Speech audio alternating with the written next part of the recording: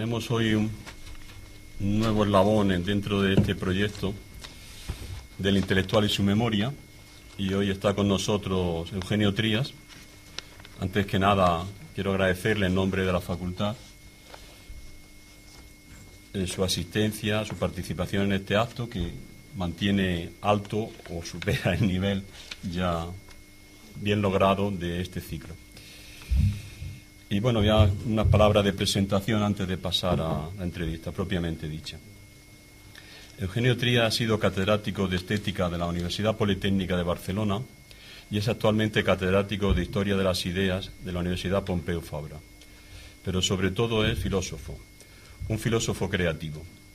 En España hay muy buenos historiadores de la filosofía, exégetas de los textos clásicos, profesores, pero hay pocos filósofos que hablen por sí mismos desde un pensamiento propio. Trías es uno de ellos. Es uno de los filósofos más influyentes y de mayor prestigio en España y goza también de un amplio reconocimiento internacional. Así lo prueba la concesión del Premio Internacional Federico Nietzsche, que se concede al conjunto de una obra y de una labor intelectual. Se une a otros premios concedidos en España, entre los que destacan el Premio Anagrama de Ensayo y el Premio Nacional de Ensayo. En primer lugar, Eugenio Trías es un gran escritor. Yo diría un escritor de raza. La calidad de su escritura se pone de relieve sea cual sea el tema abordado y el género que cultive, desde el artículo periodístico al ensayo o el tratado filosófico. Y no me refiero solo al estilo literario, sino también a su estilo propiamente filosófico. Trías ha conseguido dar una acuñación castellana a conceptos clásicos de la filosofía de difícil traducción, a la vez que ha creado términos novedosos que realzan la originalidad de sus propios conceptos. Regala así a sus lectores una prosa elegante y tersa que se quiebra en matices conceptuales, pero de claridad fulgurante. Ha trabajado en diversos campos del pensamiento. En sus ensayos iniciales, elaborados en edad temprana, se ocupó de deslindar la filosofía de otros ámbitos del conocimiento, al tiempo que se señalaban sus complicidades internas e interacciones mutuas, interacciones entre todos estos ámbitos. A ese periodo finales de los 60 pertenecen escritos como La filosofía y su sombra, Teoría de las ideologías o Metodología del pensamiento mágico. Cultivó después el ensayo a la manera nietzscheana, también en ocasiones sobre el propio Nietzsche.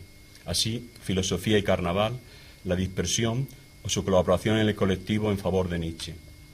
Pero cabe advertir que la influencia de Nietzsche no supuso para él quedarse atrapado en las redes de este pensamiento, sino que constituyó un punto de partida, una palanca desde la que iniciar una trayectoria propia. A lo largo de los 70 se consagró a un campo que podríamos llamar de crítica filosófica de la cultura. El carácter breve y ensayístico de los textos de esta época podría hacer pensar que se trata de obras menores en comparación con las empresas filosóficas a las que se aventuró más tarde. No es así. Para cierto número de sus lectores, ahí están algunas de las mejores páginas escritas por Trías, de las más penetrantes, más lúcidas, con mayor poder de iluminación. Me refiero a obras como Drama e Identidad, El artista y la ciudad o sus estudios sobre Thomas Mann y Goethe. Desde finales de los 70 escribió una serie de libros de índole ya específicamente filosófica, aunque en algún sentido todo lo que ha escrito pertenece al dominio de la filosofía. En ello fue poniendo las bases de lo que con el tiempo sería su propio sistema filosófico. Aparentemente, solo aparentemente, son unas bases aún poco articuladas. En realidad, se están ya elaborando los fundamentos ontológicos de toda la construcción posterior.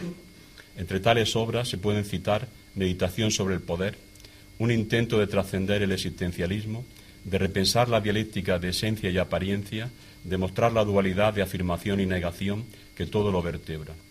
Tratado de la pasión, donde se recupera la pasión sin oponerla al conocimiento racional, sino antes bien como base de éste. La pasión como idea eje desde la que se puede entender lo real en su complejidad. O la memoria perdida de las cosas, donde se precisa con nitidez la vertiente ontológica del pensamiento de Trías. La estética ha sido desde siempre uno de sus campos privilegiados de interés. Un libro especialmente significativo en este dominio, en la medida que en él se dibuja una de las constantes que siempre mantendrá respecto al arte y la belleza, es lo bello y lo siniestro. La belleza se muestra aquí como la otra cara, el contrapunto de lo siniestro. Sus lectores siempre recordarán los análisis que lleva a cabo de obras como el cuadro de Botticelli y El nacimiento de Venus o la película Vértigo de Hitchcock, a la que después dedicó otro libro, Vértigo y pasión. la reflexión estética se prolonga y adquiere registros sistemáticos en filosofía del futuro, la aventura filosófica, los límites del mundo y muy especialmente la lógica del límite, su libro de estética más ambicioso, una auténtica reactualización del sistema de las artes. Es difícil enunciar siquiera las líneas maestras de esta filosofía con voluntad de sistema, pero ante todo hay que destacar la valentía de Trías para acometer esa empresa en una época en la que lo que se lleva es el pensamiento débil, fragmentario, en una palabra, posmoderno, en la que se lleva la cultura de segundo mano, la cultura de bolsillo. Trías se ha atrevido a lo que casi nadie se atreve hoy día, a pensar por su cuenta y riesgo y a pensar sistemáticamente, articulando las distintas perspectivas para integrar una visión unitaria de la realidad. En esta nueva etapa, todo gira sobre el concepto de límite. El hombre es un ser fronterizo que vive en el limes, el límite. Desde ahí hay que entender los problemas éticos, estéticos y políticos, antropológicos y metafísicos. El límite es una categoría ontológica, pero que designa ante todo un espacio habitable en el que se puede, en el que hay que vivir. ¿Qué limita el límite? ¿Qué hay a ambos lados de este límite? En palabras suyas, el límite lo es siempre, en términos ontológicos, del ser que existe y se da experiencia en la existencia, y en referencia a esa sombra existencial que en términos ontológicos es la nada. Fin de la cita. En ciertos momentos, Trías sorprendió a algunos de sus lectores al ofrecer algunas propuestas teóricas de raigambre religiosa. En verdad, no debería haberse dado tal sorpresa si se hubiesen leído con atención los últimos libros a los que acabo de referirme. Con sus obras posteriores, La edad del espíritu, Diccionario del espíritu y Pensar la religión, se nos introduce en un campo que equivale a lo que tradicionalmente se ha entendido como filosofía de la religión. Es decir, una reflexión sobre el hecho religioso que no necesita contar con los datos de la revelación, que explora la encrucijada entre el orden filosófico y religioso, entre el logos y el simbolismo religioso, lo que él llama el espacio del espíritu. Por último, ha prolongado el concepto de límite en diversos campos. En el campo de la ética con ética y condición humana, de la epistemología con la razón fronteriza, la política con la política y su sombra, y la música con el canto de las sirenas, su libro más reciente. Acabo citando otros 3 libros que de algún modo permiten conocer mejor a él, conocerlo mejor, y pueden servir de entrada a su obra. Uno, que suponemos que es solo la primera parte de la autobiografía, será completada más tarde, se llama El árbol de la vida, Memorias. Otro, en el que el propio Trías traza un recorrido por toda su obra, punteando el hilo de Ariadna que atraviesa sus distintos escritos, que es un libro muy recomendable, Ciudad sobre ciudad. Y el libro suyo, que según él mismo elegiría si le dieran, cito, a elegir un único libro susceptible de ser salvado de una catástrofe inminente, que es El hilo de la verdad. Yo también creo que esta es la mejor introducción a su obra y junto con la anterior, Ciudad sobre ciudad, el mejor compendio de una obra tan intensa y extensa. Bueno, y vamos a pasar ahora ya a las preguntas. Hemos pensado en 4 bloques. Un primero sobre el biográfico, de la biografía intelectual. Un segundo sobre el concepto del límite. Un tercero sobre un bloque de estética. Y un cuarto sobre música y filosofía de la religión. Hemos tenido que seleccionar algunos, había otros muchísimos más temas y problemas, pero para no dispersarnos demasiado nos vamos a concentrar sobre estos 4. Bueno, y además le hemos dado un título a la entrevista, que es Las puertas del pasado, que, como saben, pues es el nombre de un templete neoclásico que hay en un jardín de San Francisco, que aparece en la película Vértigo, ¿no? Que es, como se sabe, también una obra esencial, fundamental en la trayectoria también filosófico-estética del profesor Trías, ¿no? De manera que, él también habría querido llamar a su propio primer libro de memorias, El árbol de la vida, Las puertas del pasado, ¿no? Y un poco jugando con esto, intentando pues bueno, hacer que este documento que queda aquí grabado pues sirva para darnos algunas claves para entrar en esta historia intelectual de uno de los grandes filósofos del pensamiento español, pues hemos pensado en titularlo así, ¿no? Y bueno, pues pasamos entonces a ese primer bloque, a esos primeros años de formación, de contacto con la filosofía, de entrada en la filosofía, que no, en fin, que tampoco puede ser un recorrido por cada uno de los libros, por cada una de sus etapas de formación, de manera que hay que ir eligiendo aspectos que después nos van a surgir, ¿no? Y el primer aspecto que a mí se me ha ocurrido, la primera cuestión que nos va a poner en el camino filosófico de Trías, se me ha ocurrido a mí que fuese una anécdota del año 1966 en que el profesor Trías, no era profesor entonces, era recién licenciado probablemente, ¿no? Da su primera conferencia en uno de los primeros también congresos de filósofos jóvenes que todavía se están celebrando, ¿no? Entonces se me ocurrió empezar por esta anécdota por dos cosas. Primero, porque la conferencia, el dar esa conferencia, el ofrecer esa conferencia al Congreso de Filósofos Jóvenes se debió en parte a uno de sus organizadores, a Pedro Cerezo, que es también de alguna manera responsable de que esté aquí hoy en Granada, ¿no? Y porque el próximo año, como saben, se celebra el Congreso de Filósofos Jóvenes aquí en Granada. Y que sigue, digamos, funcionando como en aquel entonces, es decir, como una organización autogestionada por estudiantes, por becarios. De hecho, son los estudiantes y becarios de la Universidad de Granada los que ponen en funcionamiento el Congreso aquí para la próxima primavera. Y entonces a mí me ha resultado muy interesante ver que el profesor Trías empezó en ese Congreso, que esa primera conferencia, que fue sobre el problema de Dios en el existencialismo y en Sartre, etcétera, a él le dio su primer conocimiento de que él era un ensayista filosófico, ¿eh? De modo que se trata entonces de partir de ahí, de ese primer momento en que la filosofía se convierte para ti en escritura, y intentar a partir de ese momento reconstruir esos primeros escritos, la filosofía de su sombra, en fin, filosofía de Carnaval, etcétera, a ver, así a partir de ahí podemos ver ese primer contacto con la filosofía. Sí, y aquí tengo que hablar sobre todo de Pedro Cerezo, con el que tuve mucho contacto en esa época, en el contexto de la Universidad Barcelonesa. Hablo de eso, de finales de los 60, mediados años 65, 66. Yo había estado un par de años en Alemania, había elegido, en contacto con algún profesor alemán, un tema que me parecía interesante como posible tesis de licenciatura, quizá incluso tesis doctoral, sobre Platón. O sea, Platón desde entonces ha sido una especie de fidelidad general que culmina en el Canto de las Sirenas, donde dedico 100 páginas al final del libro, la parte que llamo Coda Filosófica a Platón.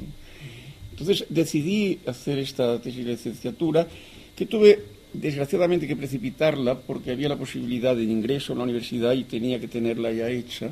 Entonces no tiene el carácter satisfactorio que hubiera deseado. Pero en todo caso, ahí es donde, cuando llegué de Alemania, encontré a Pedro Cerezo, que me ayudó muy, muy generosamente y además muy personalmente. Es decir, no solo le gustó el tema que yo quería tratar, relacionado pues con el alma y el bien en Platón y la dialéctica de las ideas en el último Platón, el sofista, en el Filebo, en los últimos diálogos, sino también pues me enseñó a perder el miedo a los textos clásicos, en este caso los textos escritos en griego. Recuerdo en su casa en ocasiones pues comentarlos, interpretarlos, textos del Banquete, textos del Fedro, con lo cual quiero decir que la presencia de Pedro Cerezo, muy grata, que está aquí entre nosotros, pues fue muy importante en mi propia formación, y fue el quien me proporcionó esta posibilidad en un congreso que era sobre el problema de Dios en la filosofía contemporánea. Y a mí se me encomendó, yo era muy joven, probablemente el más joven de los ponentes. Estaba también nuestro común amigo Muguerza, Javier Muguerza, que hizo una exposición excelente sobre el problema de Dios en la filosofía analítica. Había también Álvarez Volado, que era otro de mis maestros de la época, que hizo algo sobre el problema de Dios, pues creo que era específicamente en Heidegger, y alguno más. Y a mí se me pidió más bien en la filosofía de la existencia, Heidegger, Sartre, sobre todo Sartre, y un poco una reflexión que me dio pie a crear, en realidad la primera intervención pública, la escribí evidentemente, la preparé todo lo que pude, y salió un texto, luego se publicó en una revista de filosofía, pero que en cierta manera me hizo sobre todo descubrir, lo cuento en el árbol de la vida, pues tú lo has evocado, bueno, pues que no solo el pensamiento me implicaba y me comprometía, sino también una escritura filosófica, cosa que yo siempre he insistido que es muy importante para que la propia filosofía, en el fondo nuestras armas en la filosofía son la palabra y la escritura, las principales, y el ejemplo, por supuesto, el ethos, el comportamiento, pero sin duda la palabra en términos socráticos o la escritura en términos platónicos, ¿no? Y esto fue un poco lo que para mí fue el descubrimiento, en este caso en relación con estos textos, que además tuve ocasión entonces pues de leerlos en profundidad y con mirada analítica, como son Ser y Tiempo de Heidegger, Ser y la Nada, y que bueno, fue muy importante esta intervención que primaba siempre a los jóvenes que intervenían allí, ¿no? Entonces yo salí del Congreso convertido en el vicepresidente de la asociación. Al año siguiente, en esa asociación se realizó en principio se tenía que realizar en Barcelona, acomodado un poco a mi residencia, que era Barcelona. La hicimos en Montserrat, pero tuvimos que hacerla 2 años después, porque se tuvo que suspender por una cuestión política, y es que nuestro común amigo Javier Muguerza había sido deportado de Madrid, y entonces tuvimos que suspender esa sesión como solidaridad eran otros tiempos, ¿no? Bueno, y entonces surgen los primeros ensayos, ¿no? Que son la filosofía y su sombra, filosofía y carnaval, ¿no? ¿Cómo sitúa esos primeros escritos, esa primera salida ya al público en general? Yo en esos tiempos, hablo de esta época, 66, 67, 68, son años de formación, para decirlo en términos pues del Wilhelm Meister, ¿no? Años de un poco mi libro, El árbol de la vida, que cubre 33 años, lo he concebido un poco como una especie de autobiografía en clave de novela educativa, o sea, de una Bildungsroman, que llaman los alemanes, ¿no?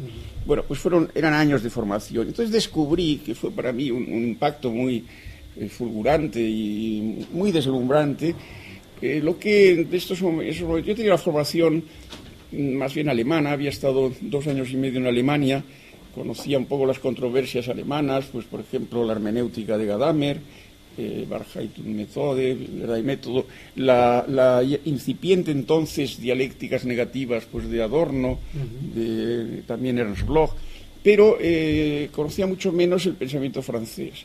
Entonces de pronto hice el descubrimiento de un pensamiento francés muy, muy interesante y muy innovador, ¿no?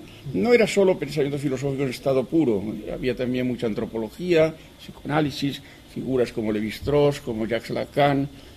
Yo recuerdo el enorme impacto que me causó Las palabras y las cosas de Foucault, y sobre todo un libro que me abrió los ojos a un tema que desde entonces me dominó, que es la Histoire de la folie, la historia de la locura en la Edad Clásica de Foucault, libro que considero uno de los mejores, si no el mejor de su autor, y que siempre me ha guiado porque creo que incluso esta idea de la razón y su sombra, o de la filosofía y su sombra, de la razón frente a la sinrazón o a la locura como una sombra de la propia razón, de cierta manera deriva bastante de una reflexión personal, muy personal, de Foucault. También, y casi me atrevería a decir incluso, pues el situarme en la franja, en el límite, entre una razón que si se siente cerrada en ella misma, pues genera un tipo de forma de pensamiento filosófico a la larga estéril, ¿no? Entonces yo creo que el libro de Foucault para mí fue muy importante. Los primeros libros están muy marcados por esta influencia, aunque evidentemente no es la única. En esa época pues también había empezado a tener un buen conocimiento pues de las filosofías de la existencia, de Sartre, Heidegger, también pues recuerdo en la filosofía de su sombra, en el último ensayo, pues hay un recorrido bastante amplio, pues pensamientos como el de Max Scheler o también la tradición marxista. En la teoría de las ideologías, el pensamiento marxista me importaba. También aquí me importaba sobre todo pues el que le daba una inflexión más por la vía del del pensamiento estructural, no sé, el caso de Maurice Godelier, el caso de Louis Althusser, que sus libros Pour Marx, Libre Capital, pues me importaba mucho. Esto fue un poco, todavía, repito, años de aprendizaje, y estos primeros libros para mí tienen este carácter, ¿no? También tiene un poco la calidez de algo que se hace incipientemente, pero en donde uno todavía, vamos a decir, no ha encontrado la voz propia, ¿no? Claro. Y ahí hay ya un primer contacto con Deleuze, con Derrida también.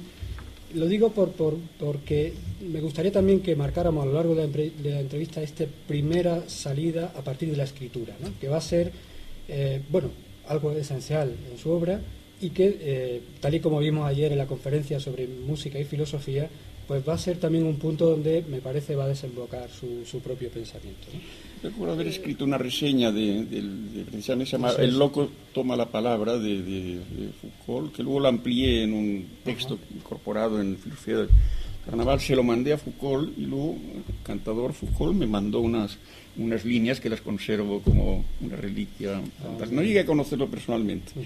Y bueno, y también yo creo que fui bastante introductor.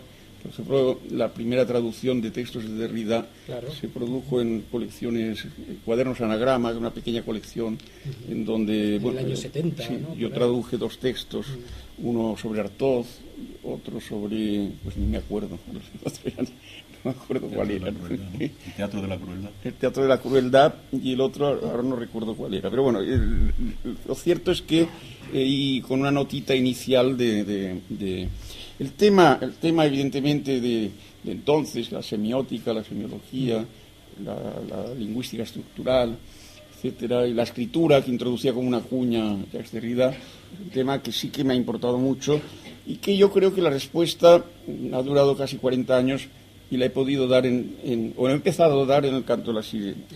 Es una respuesta crítica. Ayer en la conferencia pues esbocé algo de por dónde quiero llevar a cabo esta crítica. La quiero desarrollar porque en el canto de las sirenas mismos pues está esbozado, pero no está del todo desarrollado, que es un poco la operación misma que hace Derrida con la escritura en relación al lenguaje hablado, dar una prioridad a la inscripción, a la escritura. Yo quiero hacer lo mismo en relación a un campo de la música. Pues a veces se me ha dicho que por qué no hay en mi filosofía una filosofía del lenguaje. Quizá aquí está la respuesta. Es porque yo antes de hablar del lenguaje quería hablar de algo que a mi modo de ver es muy fundamental, en dialéctica evidentemente con el lenguaje, pero no reductible a él, ¿no? Un poco en ese sentido en polémica con la idea que arrastramos desde Wittgenstein en general, de que pensamiento es siempre pensamiento y lenguaje, ¿no? Yo vengo a decir aquí también pues que la música también es pensamiento, la música también es inteligencia, la música puede ser conocimiento y por tanto no es válida esta especie de reparto que muchas veces ha generado una especie de espíritu conformista, y es que el pensamiento queda reducido al ámbito del lenguaje y la música al campo del sentimiento, al campo de los afectos.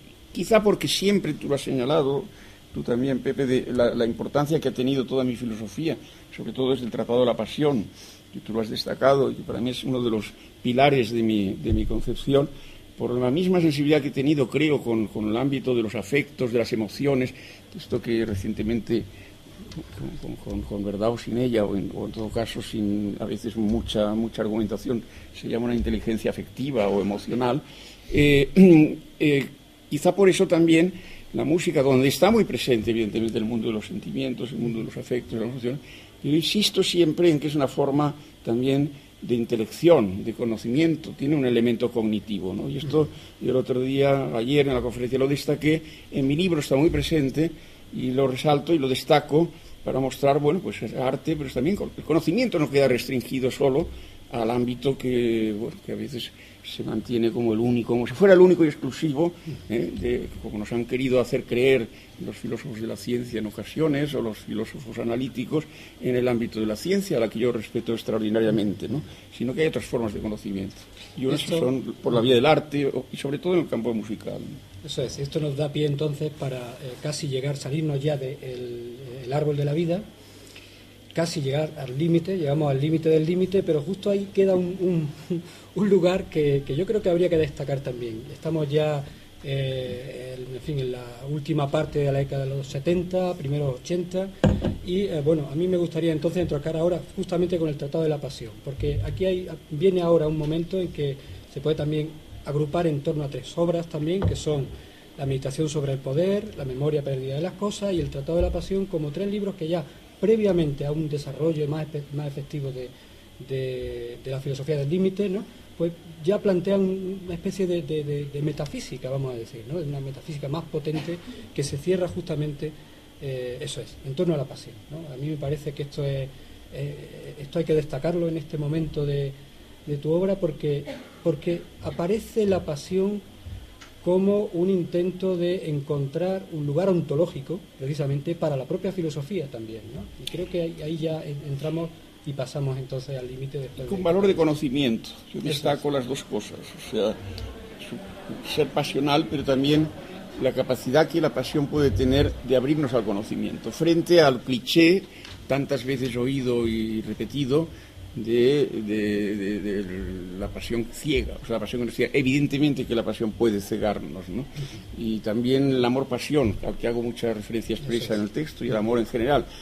Polemizo muy profundamente con uno de los textos, a mi modo de ver. Yo tengo un enorme respeto, no tanto como Pedro Cerezo, pero casi por José Ortega y Gasset. O sea, me encanta Ortega y Gasset, me encanta el libro de Pedro Cerezo, La voluntad de aventura, sobre Ortega y Gasset, pero he de decir que a mí el ensayo sobre el amor de Ortega y Gasset no me gusta nada. No solo no me gusta, sino que además escribí Tratado de la Pasión un poco para darle completamente la vuelta. O sea, entendiendo que hay formas hay formas de afecto, de emoción y de pasión. La pasión como un hábito, insisto en este carácter recurrente de la pasión, de algo que insiste, algo que... y que evidentemente pueden llevarnos a la perdición, y al final del libro lo señalo haciendo un comentario de la gran novela de Malcolm Lowry, Bajo el volcán, pero también nos puede llevar al conocimiento, y que, como decía Hegel, con toda la razón del mundo, nada grande se ha hecho en el mundo sin pasión, ¿no? Y en ese sentido, la pasión como forma de conocimiento, ¿no?, como una posible forma de conocimiento, ¿no? Y al mismo tiempo también con este carácter ontológico que tú has subrayado. Muy bien. Pasamos entonces... Bueno, pues pasamos ya a la obra madura, con voluntad de sistema, y ahí, en esa obra...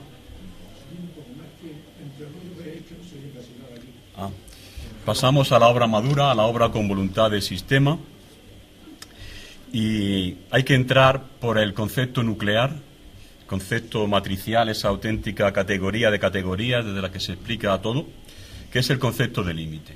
Concepto ontológico, pero que tiene una dimensión claramente pragmática. El límite es donde se vive, donde vive el hombre, y eso da lugar a esa existencia fronteriza, abierta a lo que nos excede, a lo que nos desborda, abierta al misterio.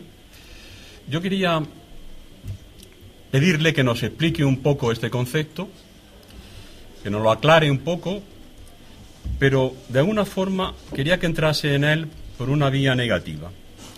Es decir, respondiendo a esta pregunta, ¿no cabe pensar que el límite no limita nada, en contra un poco de lo que él plantea? ¿Que lo único que revela es nuestra limitación y finitud? Y a partir de ahí lo que cabe es hacerse fuerte y a la vez sacar fuerza de la finitud.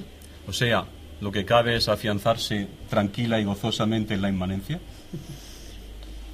Bien, esto sí se inicia, está bien el recorrido, porque en cierta manera es un recorrido temporal, ya bien entrados los años 80, a través de un libro que es la culminación de varios años de incertidumbre y de trabajo también. Un libro, yo lo tengo por uno de los más fundamentales en mi trayectoria, que se titula, no es nada casual, Los límites del mundo. El mismo título da una indicación, Los límites del mundo, de que estamos ante un libro que pasa por la gran escuela, sobre todo de Wittgenstein, del Tractatus, que tiene aquella célebre frase, ¿no?, personalizada, es decir, los límites de mi lenguaje significan, bedeuten, revelan en alguna medida también los límites de mi mundo, ¿no? pero en cierta manera es a partir de ahí como me inspiré, precisamente por un diálogo con Wittgenstein, pero un diálogo muy libre, un diálogo muy distinto. Recuerdo al profesor José Luis Aranguren, que lo ponderó, era muy generoso Aranguren, y me acuerdo ponderó en un comentario suyo, cómo en este libro pues inauguraba un cierto, digamos, abordaje de Wittgenstein distinto del que había quedado como muy monopolizado por las escuelas analíticas o por el positivismo lógico y sus prolongaciones, etcétera, por las distintas filosofías del lenguaje que un poco se reclaman de su horizonte, de su perspectiva, ¿no? Este era un intento como de, a partir de esta reflexión de Wittgenstein, que la tenía muy presente, que estaba muy vivo en este texto, desde entonces me ha acompañado mucho, tanto el primero como el segundo, tanto el Wittgenstein del Tractatus, como luego, entre medio hay también toda una trayectoria interesantísima, como el Wittgenstein póstumo de los juegos del lenguaje como forma de vida, de la dimensión pragmática del lenguaje y sobre todo el que cristaliza en sus investigaciones filosóficas. Bueno, el tema del límite en Wittgenstein está siempre presente y tiene más bien este carácter que tú has señalado. Incluso la imagen, en la filosofía no puede ni creo deba desprenderse de imágenes y metáforas que sustentan muchas veces las ideas y los conceptos. En este caso, Wittgenstein nos da la imagen. La imagen es un muro ante la cual, precisamente, un muro o la pared de una botella, ¿no?, donde está un insecto, una mosca, ¿no? En todo caso, un muro ante el cual nos damos de cabezadas, como dicen en sus últimos escritos, y decir, los límites del mundo son un poco los chichones, ¿no?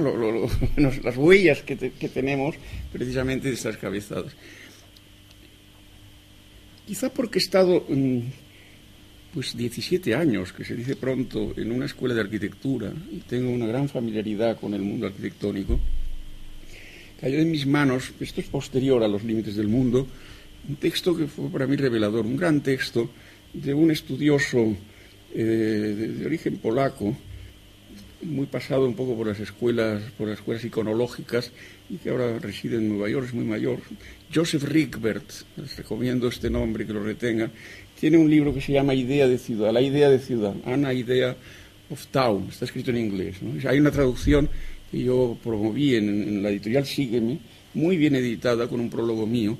Entonces, bueno, es un poco una explicación de cómo se trazaban tradicionalmente, se fundaban las ciudades, ¿no? Es un tema que yo siempre he tenido muy presente. Quizá es donde se ve más claramente mi identidad barcelonesa, ¿no? Donde esa conciencia de ciudad está muy viva, ¿no? De ciudad, digamos, de ciudad mediterránea, ¿no? ¿Cómo se fundaban las ciudades? Donde era fundamental, no voy ahora a explicar el ritual, aunque es un tema muy apasionante, el trazado de límites, ¿no? Entonces, los límites en una ciudad tradicional significaba un surco en la tierra, hecha con un arado y dos bueyes que un poco conducían al que efectuaba el surco, para encima de ese surco se levantaran los muros de la ciudad, ¿no? Pero entre muro y muro se dejaba exenta una zona para que hubiesen puertas, o sea, muros pero también puertas, ¿no? No es que fuera este libro el que me abriera los ojos, ya los tenía abiertos, ¿no? Como si dijéramos, en términos de Kubrick, ¿no? Los tenía completamente abiertos, ¿no? Pero de par en par, ¿no? Pero sí que es verdad que de pronto se me confirmó en una idea muy real, porque es una especie de tema geopolítico, geográfico, casi me atrevería a decir, ¿no? Que es el del trazado de límites. El trazado de límites, en el caso de la construcción de una ciudad, donde evidentemente en esa construcción hay muchos elementos fascinantes, la conjunción del cielo, la tierra y el subsuelo, la creación de ese subsuelo que en latín se llamaba mundus, de donde viene la palabra mundo, también el término baúl, mundo, que es un término que en España, en Castilla concretamente, todavía se emplea para un baúl para incorporar reliquias o cosas viejas, ¿no? O cosas antiguas, cosas relacionadas con lo que te llamaba las puertas del pasado, ¿no? Bueno, en todo caso, lo que quiere decir es que esos límites nos presentan muros, pero también puertas. Claro, yo diría puertas en el sentido hermenéutico, puertas del pasado o puertas del futuro. Puertas del pasado, porque nuestra vida tuvo un pasado. Cuando hablo de un cerco de misterio, de un cerco hermético, de un cerco que se encierra respecto a nuestra experiencia de vida, no solo me refiero al futuro, no solo me refiero al terminus, como diríamos en latín, también al origen, al limes, ¿no? Al limen, o sea, como umbral, ¿no? El umbral de una puerta, ¿no? Te digo, últimamente, es un tema que lo tengo muy en la cabeza, que ya en esta vida hemos vivido dos vidas. De la primera tenemos poca memoria inconsciente sí, y yo creo que la grandeza de Platón es haber intuido esto, aunque de una manera mitológica, ¿no? Cuando habla de preexistencia. Hemos vivido dos vidas. Una es la que, como seres en el mundo, la que estamos aquí, la que insistieron tanto en ella pues los filósofos de la existencia, Ser y Tiempo, o sería nada de Sartre, pero hubo una vida anterior, intrauterina, o sea, todo el mundo ha vivido dos vidas. Yo siempre he tenido mucha sensibilidad con este tema, ¿no? Lo he sacado en la Edad del Espíritu, le llamo el ámbito de lo matricial, ¿no? Cuando hago categorías respecto a la idea de límite, esta la pongo como la primera, como un presupuesto, ¿no? Quizá por esto también me han interesado filosofías sensibles con este tema, la de Schelling, por ejemplo, el segundo Heidegger, no el primero, cuando habla de la tierra y el mundo en conflicto, pero bueno, en todo caso, un ámbito matricial que es anterior a nuestro ser en el mundo. Entonces, para mí esto es lo que me confirma, en relación a la preexistencia, a algo anterior, que está quizás, como decía Platón, en el fundamento de nuestra memoria, en el fundamento de nuestra erótica. Quizás esto es lo que me obliga a pensar el límite de otra manera, ¿no? De una manera donde el inmanentismo a veces me resulta insuficiente en cuanto a dar cuenta de todos los datos que se pueden registrar en esta experiencia, que realmente reconozco que es la experiencia en que he centrado toda mi filosofía. Pero donde me importa tanto el futuro, llamamos muerte, está por ver lo que allí acontece, en ese horizonte de acontecimientos absolutos, como hablan los físicos, ¿no? En relación a los agujeros negros, que son, por un lado, quizá donde se deglute toda la materia, pero también donde emerge toda la materia, ¿no? Y sobre todo en el sentido de lo anterior, porque de eso tenemos constancia, porque hemos vivido esa otra vida. Lo que pasa es que no hay una memoria consciente de ella, aunque evidentemente en las raíces de Eros, en las raíces de la reminiscencia que pide Platón como camino de la filosofía, en la música, también es otro de los temas por los cuales la música le he puesto en primer orden. Parece ser que en la vida embrionaria, no soy un especialista de embriología ni de la ginecología trascendental, como por ejemplo la que propone con mucho tino un libro que a mí me impresiona mucho, que es el primer tomo, solo el primero, cuidado, el primer tomo de Sloterdijk, que se llama Esferas, ¿no? Esferas 1, esta vida intrauterina que él explora de una manera ejemplar.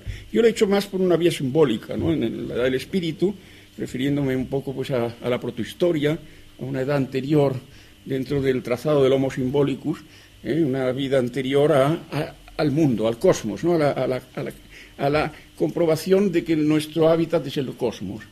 Antes está esta especie de universo, de mundo simbólico que descubrimos con estremecimiento cuando hacemos, por ejemplo, un viaje por el Périgot en Francia o por las cuevas de Altamira o por el Levante español, por ejemplo en Pech-Merl, donde aparece de pronto la vida intrauterina del simbolismo, ¿no? El mundo de los inmensos animales que se van superponiendo unos con otros, escrituras iniciales, como ayer hacía referencia en la conferencia, y que sería un poco una especie de vida del simbolismo, pero todavía intrauterina, previa al estallido del mundo, antes de que el hombre reconozca que su patria, su verdadera patria, por lo menos mientras vive, pues tiene por cielo las estrellas, el zodíaco, los signos que en las estrellas se descubren, y que ese es el auténtico templo de su existencia. Bueno, pues otra pregunta sobre el límite antes de pasar a otro bloque temático. Dice, por un lado, que la existencia fronteriza es algo en lo que nos encontramos sumidos y sumergidos sin haberlo ni deseado ni querido, que por lo tanto no es una elección nuestra, sino una condición humana, ¿no? De algún modo. Y eso yo lo relaciono, me interesa que lo relaciones, cuando aplicas ese criterio a la ética, dice que la única proposición ética es sé fronterizo, aprende a ser fronterizo. ¿Cómo se compagina ese estar arrojado inevitablemente a la frontera, a la condición fronteriza, y al mismo tiempo ser una gran opción, o la principal, la única opción ética? Y de ahí no se seguiría que, digamos, negarse a esta condición fronteriza sería una forma de inhumanidad, ¿no? De atentar contra la condición humana, ¿no? De rebajarla, por lo menos, ¿no? Yo pienso, bueno, yo creo, y lo insisto mucho en este libro, que es un libro de mis libros de última época, es de los que más aprecio, que es el de Ética y Condición Humana, que es una especie de intento de elaborar una ética sobre estos presupuestos.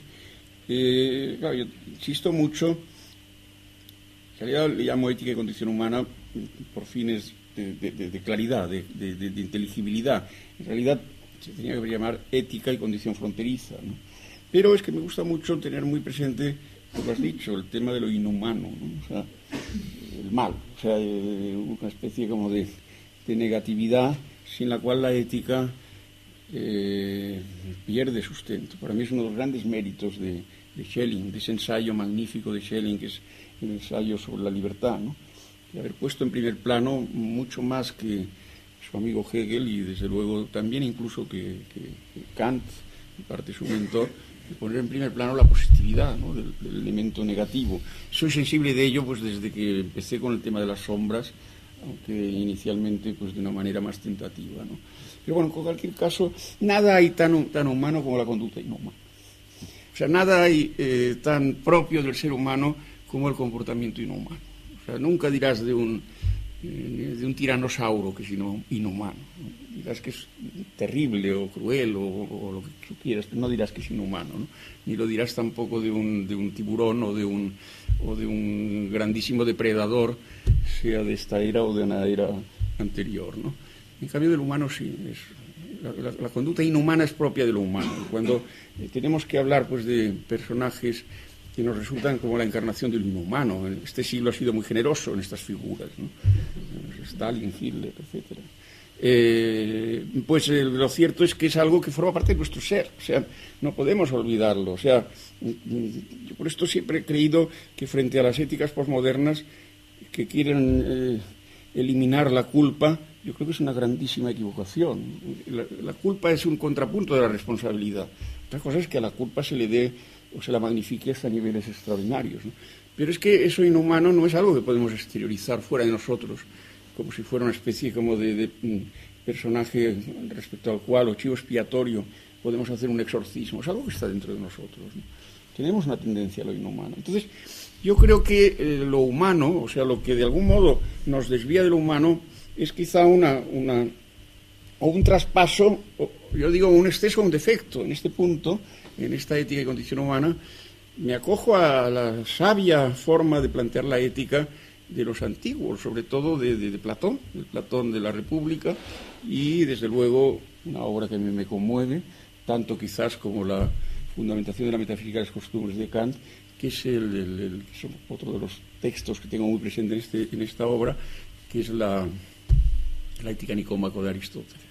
O sea, la idea del mesotes, ¿no? Del término medio, ¿no? Yo recuerdo un jesuita que fue maestro mío que decía, cuidado, el término medio no es mediocridad, no está aquí, está arriba. O sea, los extremos son los malos, o sea, el mal son esos extremos, que son defecto y exceso. Platón era muy sensible. Platón, toda su reforma, en mi libro lo destaco, siempre llama lo indeterminado, infinito de lo excesivo o de lo defectivo, ¿no? El defecto o el exceso. Entonces yo lo pongo todo en relación al límite, el concepto de límite. Un concepto de límite, eso sí, repensado, reformulado, límite entendido de forma afirmativa, límite como limes, de nuevo un término geográfico, ¿no? Como el limes esto de los romanos, que era una especie como de franja flexible, donde se creaban precisamente formas de encuentro y comunicación entre los romanos y los que ellos mismos llamaban bárbaros porque no entendían su lenguaje, o tártaros, o bereberes, es decir, ahí donde se producen colisiones, pero en donde en el límite los romanos no son del todo romanos y los bárbaros ya no son bárbaros. O sea, una especie como de mundo, es una metáfora, es una pura metáfora, pero que yo la tomo casi como la mejor metáfora para elaborar un concepto de nuestra propia condición, y a la que intento dar en mis libros, en La razón fronteriza, en Ciudad sobre Ciudad, digamos, una fundamentación ontológica. Una fundamentación ontológica. Bueno, pasamos entonces a la parte de estética. Y ahí, bueno, yo he elegido un tema fundamental, que es el de criterio estético. Vivimos en una época en la que hay una creencia generalizada, no solo por parte de los artistas, sino también en el campo de la teoría, el campo de la filosofía del arte, de que todo y cualquier cosa puede ser una obra de arte. Y de hecho algunas prácticas parecen confirmarlo. Pero tú has mantenido que existe un criterio estético, un criterio que sirve para distinguir el arte del no arte, incluso más provocativamente, un criterio estético que sirve para distinguir la obra de arte genuina de aquella que sin serlo se presenta como tal o pretende serlo, ¿no? Un criterio estético. Y además, con muy buena lógica, ese criterio estético se propone casi como una definición, por lo menos como un conato de definición del arte, ¿no? Entonces, quería que explicara este criterio estético. Has dado distintas formulaciones, has aproximado de distintos modos a este criterio estético, pero hay una que me interesa especialmente, y es en que dice que este criterio estético, que hace que algo sea arte o no lo sea, es que la obra artística revele en su propia forma expositiva la lucha entre héroes y tánatos, entre la tendencia a la comunión, a la desintegración, entre la potencia conjuntiva, etc., ¿no? ¿Podrías comentarnos un poco esto? Sí, incluso yo añadiría, que parece que lo tienes presente, el darle una forma, y donde ahí me importa mucho la noción de símbolo, ¿no? La noción de símbolo, que luego le doy mucho rendimiento también en el libro de música, y ayer en la conferencia también lo insinué. Yo creo que inicialmente hemos de hablar de un criterio que sobre todo es negativo, o sea, nos permite, tú has definido, bueno, extractando de mi definición, lo que no es arte, pero que es aquellas formas que en cambio tienen la pretensión de serlo. Es casi la definición de lo que los alemanes llaman kitsch. Los mejores análisis del kitsch, ahora estoy pensando en Hermann Broch y en algunos otros estudios, pues insisten en este carácter, ¿no? Muy importante, casi es como criterio negativo. Yo creo que perfectamente válido en el contexto en que vivimos.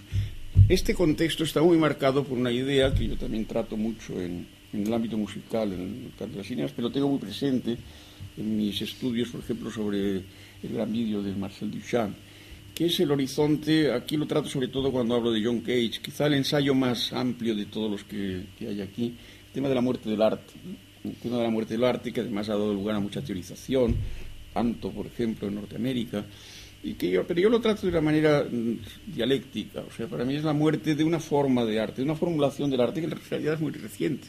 O sea, nuestro concepto de arte, bueno, pues seguramente si hemos buscado su origen, posiblemente es en 1750, es cuando se formula el sistema de las artes, ¿no? Hay un estupendo trabajo clásico de la estética, Christeller, que hace un estudio sobre esto, ¿no?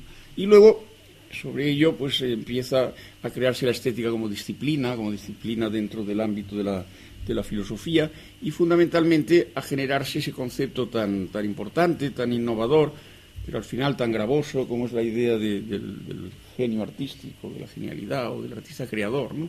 El concepto de creación que encontramos pues en los ingleses, en Shaftesbury, o en el concepto de lo sublime en Burke, y que luego Kant sistematiza en esa extraordinaria obra que es, a mi gusto, una de las grandes obras de filosofía que se han escrito nunca, posiblemente la más impresionante del propio Kant, que es la crítica al juicio, la crítica de la capacidad de juzgar, ¿no?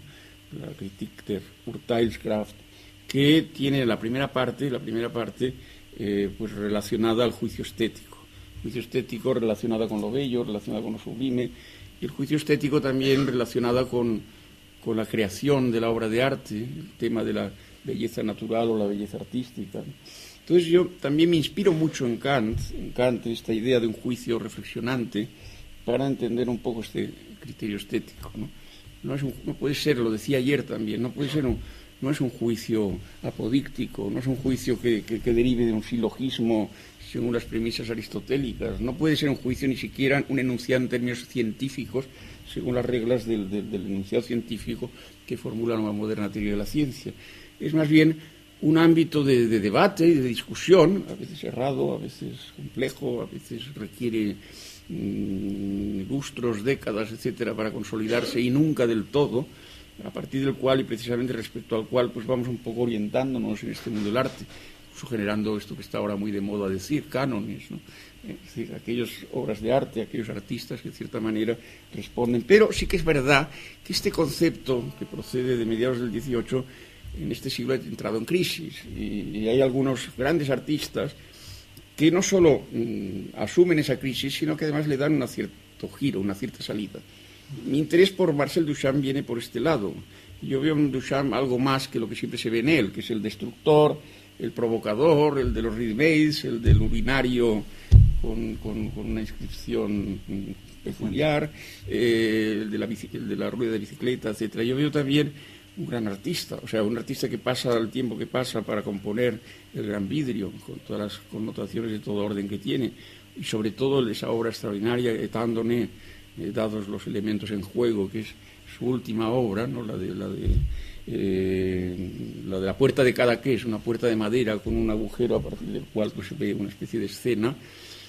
Es un gran artista, estuvo muchos años haciéndolo, y donde esa dimensión que he dicho de orden simbólico está presente. Yo creo que el concepto de símbolo es fundamental. Se ha despreciado porque la semiología, la semiótica ha preferido el concepto de signo, pues mucho más apto para... no sé, yo creo que el concepto de símbolo en alguna medida es fundamental para encararse con el tema del arte. También de otra manera y de otro modo, yo lo empleo, para mí es un concepto de doble uso, aunque diferenciado, también para acercarse a este tema que tú has insinuado, que sería una posible filosofía de la religión, un posible acercamiento al hecho religioso no convencional, y desde luego no a partir de marcos confesionales, ¿no?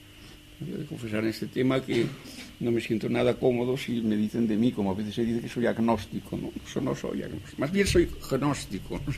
En el sentido de una cierta...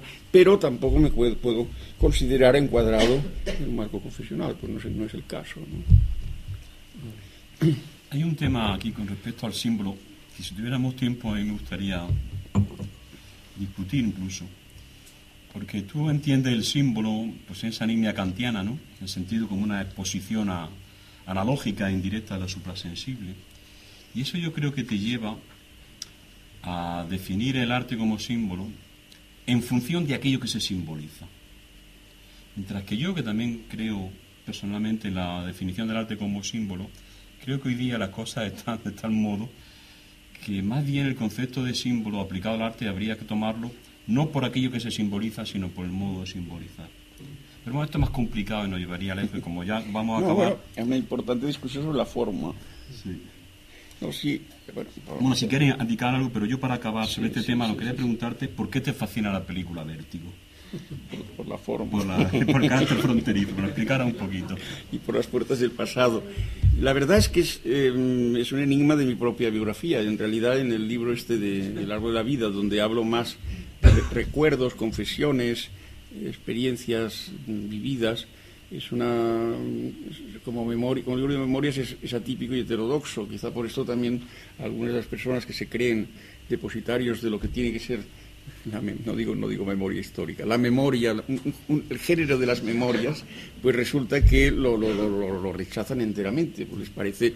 Claro, yo como Lévi-Strauss pienso que es tan documento objetivo, pues los sucesos, los eventos reales que ocurren en toda vida, como sus sueños. O sea, Lévi-Strauss dice, tan documento etnológico es la forma de soñar de una sociedad como los conflictos que tienen pues, las tribus entre sí o la forma de organizar sus matrimonios, ¿no?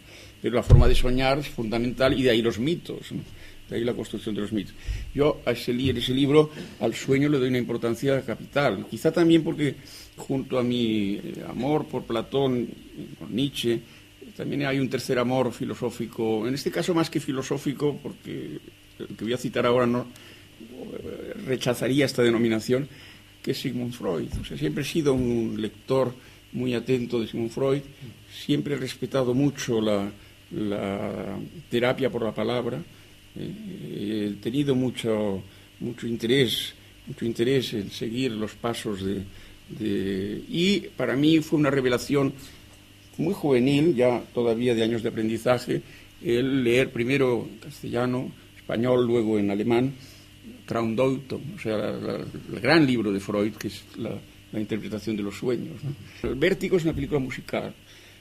Una de las maravillas de Vértigo es la partitura musical, Bernard Herrmann, que es una partitura extraordinariamente interesante, ¿no? Yo por esto un poco el análisis que hago de Vértigo lo desgloso en 5 movimientos, ¿no?, relacionados con las distintas partes de la película, ¿no?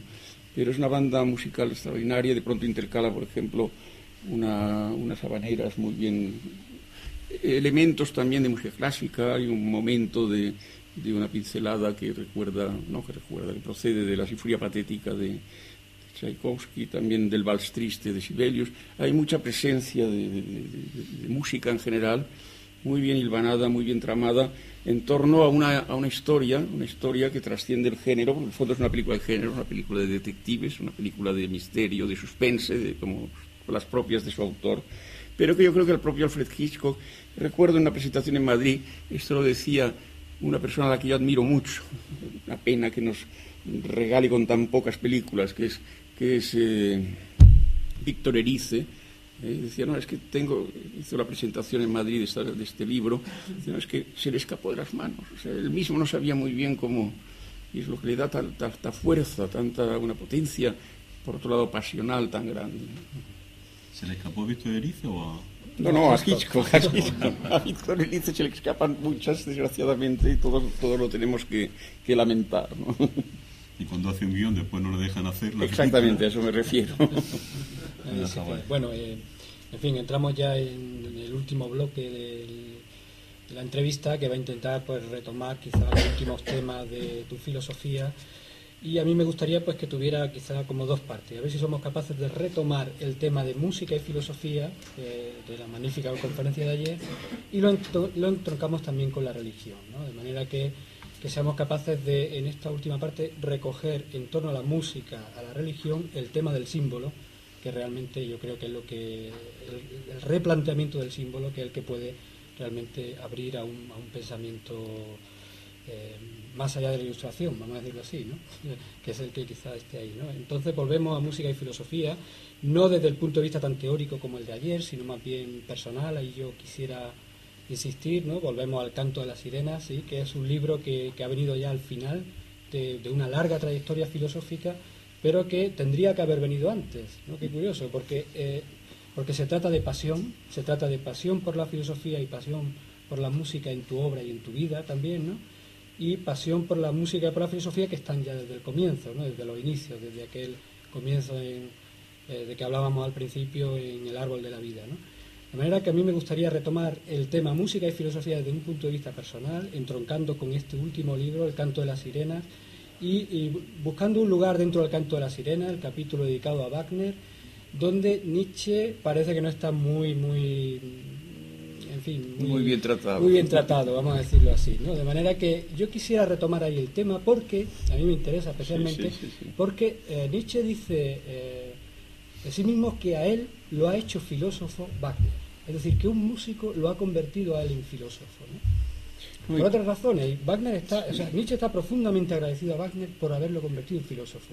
Entonces, a mí me gustaría que lo tomáramos aquí, en este lugar, porque creo que en tu obra Música y Filosofía, a pesar de haber venido como tema muy al final, debe estar muy ligado, ¿no? De manera que a ver si somos capaces de... Sí, primero, desde el punto de vista biográfico, que es el punto de partida de Las Puertas del Pasado y de mi libro El Árbol de la Vida, lo cuento con bastante detalle, aunque quizás se puedan añadir algunos elementos.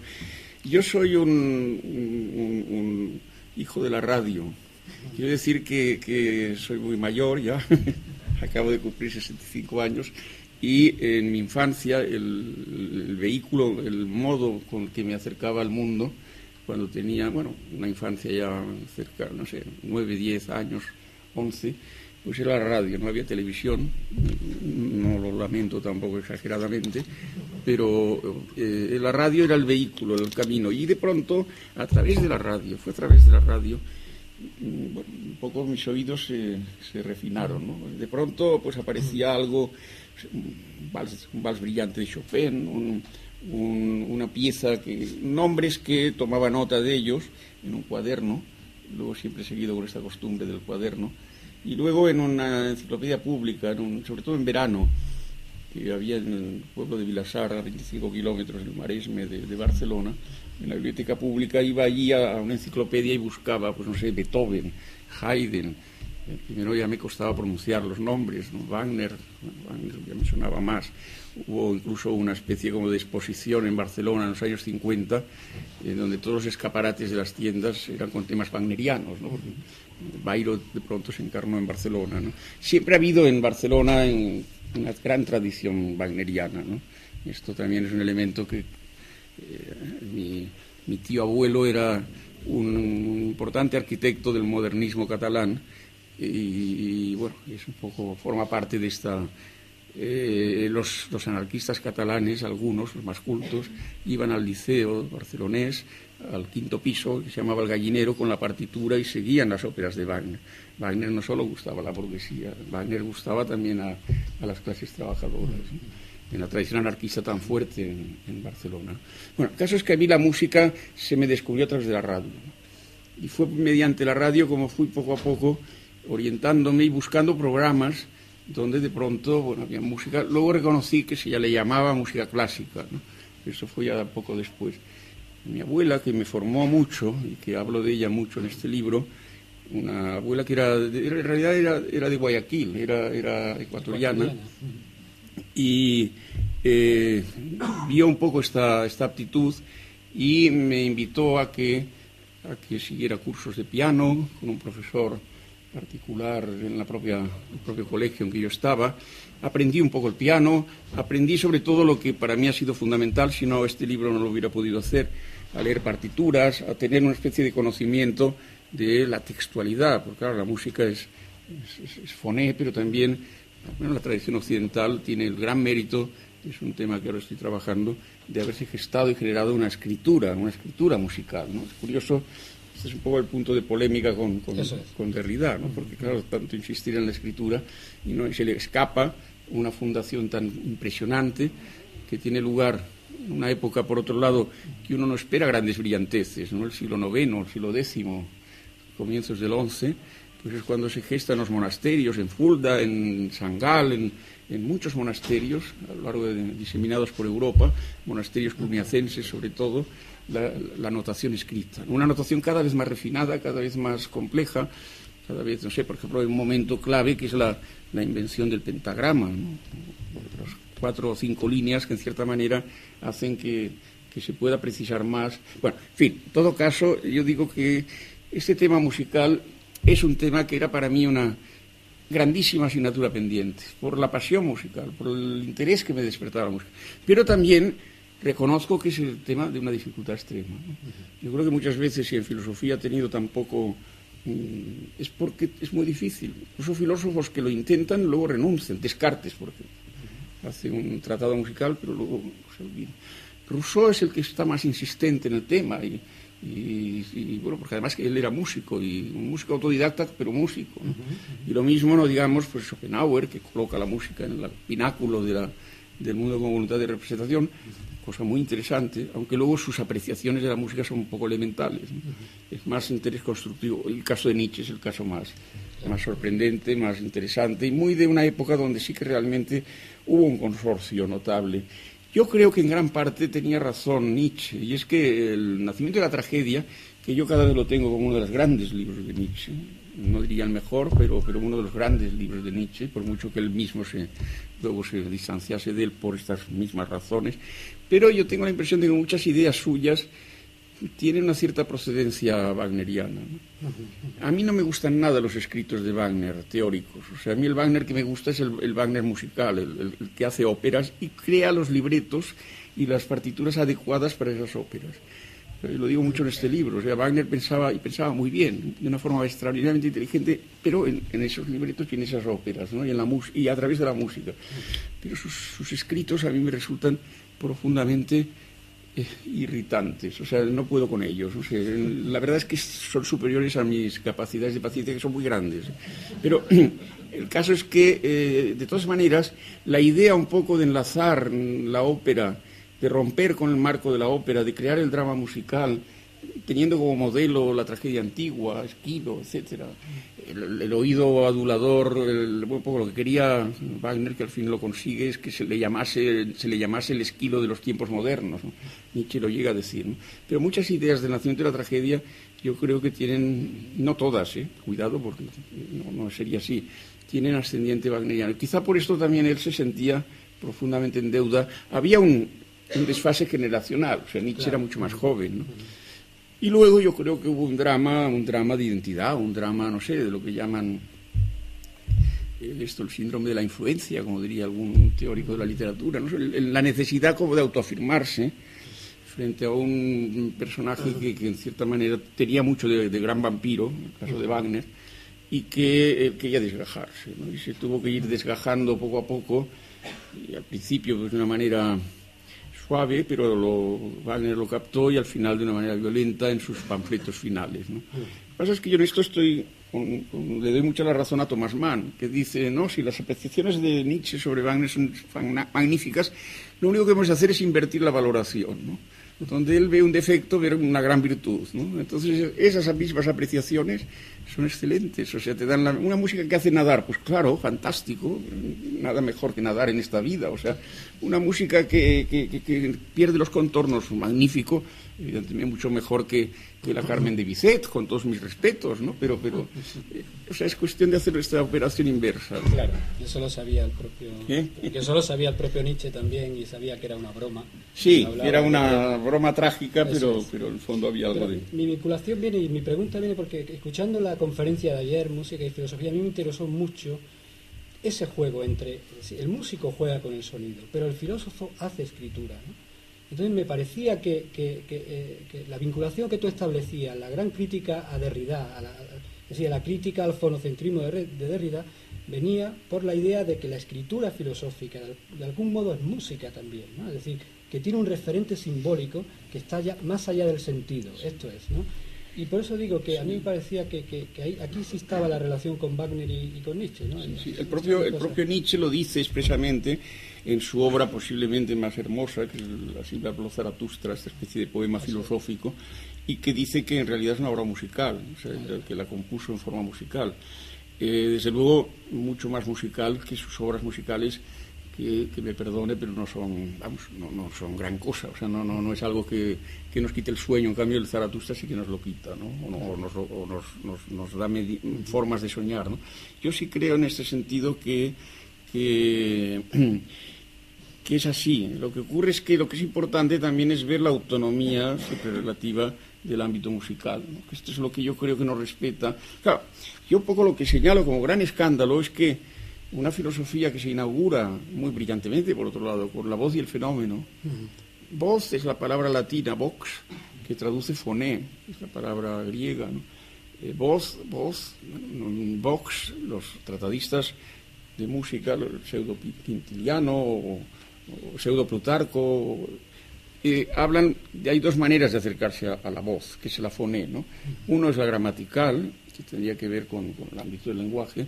Otra es la musical, ¿no? Que tenía que ver con principios de armonía, ritmo, etcétera, ¿no? Entonces da la impresión como que en Derrida voz ya solo es vehículo y transmisión de sentido por vía pues, de la palabra llena, como él dice, ¿no?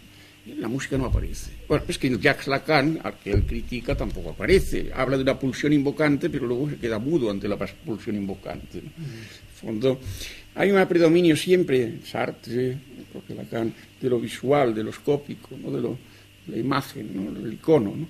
El sonido queda un poco relegado. El caso para mí más escandaloso es el de Heidegger. Heidegger es el filósofo de la escucha, el filósofo de la voz, de la vocación, del vocar, de la llamada, del ser y tiempo, sobre todo en aquellos pasajes tan impresionantes de ser y tiempo, donde se configura una cierta ética de la deuda y la vocación, etcétera. De música no hay una sola palabra, las pocas que hay son triviales y son... Pero es que hay otro caso también que me sorprende. Todos sabemos que Wittgenstein era un tremendo melómano. Su hermano era un gran pianista que perdió la mano derecha, y por eso algunos compositores estupendos, como Maurice Ravel, le dedicaron el célebre concierto de la mano izquierda. No fue el único, ¿no? Pero que eran conciertos para el hermano de Wittgenstein, que tocaba solo con la mano izquierda porque perdió en la Gran Guerra perdió la mano derecha. Fíjese, es un gran melómano y de pronto tiene unas observaciones que yo destaco aquí, sobre la música de Mendelssohn, no sé, pero en su construcción filosófica, cuando habla aparece pero de una manera incidental. También incidentalmente aparece en Derrida, por ejemplo, en el trabajo que tiene sobre Rousseau, pero es incidental, no está en el corazón, no está en el centro. Esto es lo que a mí me hace pensar que es muy productivo una especie como de desconstrucción de la desconstrucción, ¿no? Es una desconstrucción por la vía fonológica, pero de una fonología distinta que la que tiene presente Jacques Derrida. Claro, y eso yo creo que es uno de los grandes valores que van a surgir seguro en tu obra como horizonte, ¿no? Y como horizonte simbólico, diríamos. De manera que ya para terminar, horizonte simbólico, vamos a resaltar la cuestión de la religión, ¿no? Tú has dicho que es una gran irresponsabilidad del pensamiento ilustrado, por tanto de la modernidad, el haber dejado de lado la cuestión religiosa, ¿no? El haberla dejado de lado, el no haberla no haberle dado la importancia que tiene, precisamente porque arruina nuestra comprensión de nuestro pasado, de nuestra cultura, del lugar de donde procedemos y de donde venimos, ¿no? Yo creo que esto también es un gran valor de tu obra, en la edad del espíritu, en pensar la religión, todos estos libros que has dedicado, ¿no? Y yo creo que ahí es donde está quizá una buena herencia tuya. Si somos capaces, al menos aquí, para finalizar esta entrevista, me gustaría que veamos en qué medida tu obra es capaz de no de dar un paso atrás, no de dar un paso atrás hacia momentos previos al propio pensar, a la propia filosofía. Es decir, no se trata de volver a la religión como momento previo dentro del espíritu absoluto hegeliano a la filosofía, sino de qué posición podría tomar ahora la religión en un pensamiento que es pensamiento, es decir, que no es meramente una vuelta al pasado, ¿no? Bueno, la primera constatación es, te lo haría extensivo también a la música, es que ha acompañado la aventura humana desde el origen y no veo perspectiva de que se abandone esta compañía, ¿no? Me va muy bien la definición del homo simbólicos, o sapiens sapiens, o sea, que sería un poco el que a otras series de aptitudes que hay que dialogar con la paleontología o con los que estudian un poco los orígenes de los antecedentes del ser humano, pero hay ese momento impresionante que es la de la inscripción simbólica, ¿no? Que no solo el enterramiento de los muertos, sino además el rasgo simbólico por la vía de la figuración, por la vía de la imagen, por todos los testimonios que se pueden tener, seguramente también por la vía musical, o sea, por la vía del sonido. No se conoce pueblo en la tierra que no tenga esta compañía, que la música no forme parte pues de su equipaje, podríamos decir. También, repito, este tema embriológico tan interesante, y es que el oído es el primer sentido posiblemente que se agudiza a los primeros, muy tempranamente en la formación del embrión, ¿no? Se habla, incluso hay tendencias a contar, a explicar cómo también se crea una especie de protocriterio estético ya en el embrión, en el sentido de discernir un sonido que posiblemente va vía materna del simple ruido, que evidentemente, y la transmisión es acuática, a los Tales de Mileto, o sea, es vía amniótica, ¿no? Luego la transmisión será vía aérea, pasaríamos de Tales de Mileto a Anaxímenes, ¿no? La música siempre ha estado un poco surgiendo de la filosofía, ¿no? Hasta llegar a Pitágoras, que le da su lugar especial, ¿no? Entonces yo lo que diría también es que, antes he hablado de dos vidas, de la vida anterior, la vida intrauterina y la vida en el mundo, ¿no? Y luego está el tema de la muerte. El tema de la muerte, y yo no me resigno a ver, la humanidad se ha dividido en este tema, pero desde los tiempos arcaicos. O sea, por ejemplo, yo tengo muy presente, en la exploración que hago en la Edad del Espíritu está muy claro, aunque me inicio en la protohistoria, luego doy un salto a las grandes civilizaciones urbanas, ¿no? Me parece la gran contraposición, muy apasionante, entre la manera de enfocar el tema de egipcios y mesopotámicos. En Mesopotamia está el primer gran poema maravilloso, ese poema, luego hay variantes hititas, etcétera, que es el poema de Gilgamesh, ¿no? Entonces ahí están todas las dudas posibles respecto a nuestro destino mortal, ¿no? si con la muerte se disuelve todo, si luego hay otra vida, si hay la inmortalidad, se busca un poco una especie de ketz, de búsqueda casi protognóstica pues de la planta que puede permitir la inmortalidad. Luego están los egipcios, una cultura milenaria enormemente viva. Como dice un egiptólogo de una manera muy, muy fantástica, eran tan vitales, amaban tanto la vida, que no se resignaban a pensar que esto se acababa aquí. Y por esto entendían que había una especie como de trascendencia en ese otro mundo, en el mundo occidental que le llamaban, en el mundo, y por eso también levantaban esos grandes templos que al principio eran solo del faraón, pero al final, poco a poco, pues se fue convirtiendo en una especie de hipóstasis cuasi monofuchita de la sustancia faraónica que se desparramaba sobre todo el pueblo, que de cierta manera tenía una nueva vida fuera de... Este tema está en amplia controversia. No hay manera de determinar decisivamente, de manera apodíctica, cuál es la solución.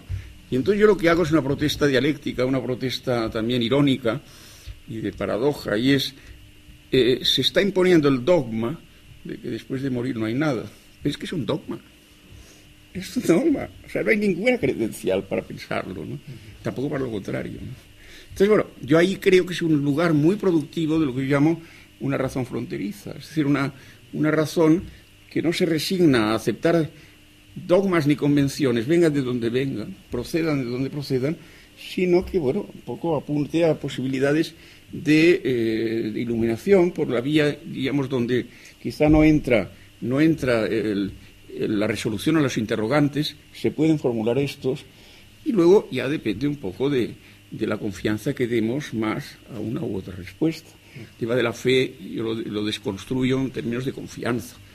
Fe en una cosa o fe en otra, porque hay que tener fe para decir, por ejemplo, como Otelo, el Otelo de Verdi, en la ópera de Verdi, el libreto de Arrigo Boito, que de pronto hace aquella fantástica declaración: creo en un Dios cruel que nos ha hecho a su imagen y semejanza, y después de la muerte es Il Nulla, que es un momento fantástico musical, con el Diablo sin música, que es el peor de los tritonos, de los acordes, que es un poco lo que da tanta expresividad a esta aria. Un aria, un solo de Verdi. Bueno, no sé, a ver quién tiene razón, si el Otelo, no es Otelo, es el Iago de Verdi, o una posición agnóstica respetabilísima, me parece enormemente respetable, una posición atea que me parece perfectamente respetable, o una posición creyente que no tiene por qué ser necesariamente confesional. Yo defiendo esta peculiaridad, o sea, no tiene por qué ser confesional. Por esto a mí mi incursión en la idea del espíritu tuvo un poco un cierto carácter de amplio abanico, ¿no? Recogiendo un poco lo mejor, lo que encontraba mejor de todas las tradiciones, pero poniéndolas un poco en paridad, ¿no? De manera que se tuviera muy presente no solo nuestras tradiciones cristianas digo, no católicas, ¿no? Sino también pues las orientales, la tradición islámica en sus mejores versiones, desgraciadamente hoy poco presentes, como las tradiciones místicas, la mística del Islam, etcétera, como todo creando una especie de gran marco de posibilidades que ofrece la tradición religiosa para un uso libre, que yo diría que es lo que yo llamo un poco un uso espiritual, esto que llamo la edad del espíritu, sería un uso libre de este tipo de tradiciones, ¿no? Y bueno, un poco el argumento que me fue guiando en la construcción de este libro, ¿no? Bueno, para acabar, una puerta al futuro. ¿Qué podemos esperar respecto a tus próximas obras? O sea, ¿qué proyectos te traen entre manos? Mejor hablar de mi propia obra que de la humanidad, que me asustaría muchísimo. No, lo que ocurre es que estoy con un impulso tan intenso después del canto de las sirenas que me gustaría, lo estoy ya prosiguiendo, prolongando. Entonces me gustaría, lo que ocurre, en principio, este libro cubre 4 siglos, porque coge, bueno, muy selectivo, pero desde Monteverdi hasta Xenakis, o sea, desde 1607, que se estrena Orfeo, si no me equivoco, hasta 2002, que creo que es cuando muere Xenakis. Sería un poco 4 siglos, ¿no? A mí me interesa, también de una manera muy selectiva, porque tampoco se trata de hacer monumentos, pero cubrir 10. O sea, desde el origen de la escritura, que indicaba antes, en el siglo IX-X, con la música todavía que llaman canto llano, gregoriano para entendernos, el comienzo de la polifonía, que es un momento fascinante, justo cuando nace el gótico, paralelo mismo, y ocurre en Notre Dame, además, en Notre Dame cuando se empieza a constituir la iglesia de Notre Dame. Hasta que eso avanzar un poco en relación a los músicos que aquí son un poco los padres fundadores de la música contemporánea, pero me quedó un poco en el tintero, y sobre todo algún músico español. Reconozco, porque Tomás Marcos le ha dedicado una crítica espléndida a este libro, pero sí que lamenta que, y tiene toda la razón, de que no esté Manuel de Falla tan presente aquí, no esté pues Tomás de Victoria, quizá porque al empezar en 1607 es imposible, o no esté, no sé, Isaac Albéniz posiblemente. Entonces me gustaría completarlo esto, porque evidentemente es una lástima, ¿no? Bueno, pues no queda más que agradecerte de verdad, sinceramente, esta entrevista, este privilegio que hemos tenido por poder conversar contigo. No, para mí ha sido gratísimo y también un enorme privilegio, y quiero dar las gracias a la facultad, a la decana, a mi amigo Pedro, a todos los que estáis presentes, que habéis escuchado aquí en la entrevista. Muchísimas gracias. Muy bonito.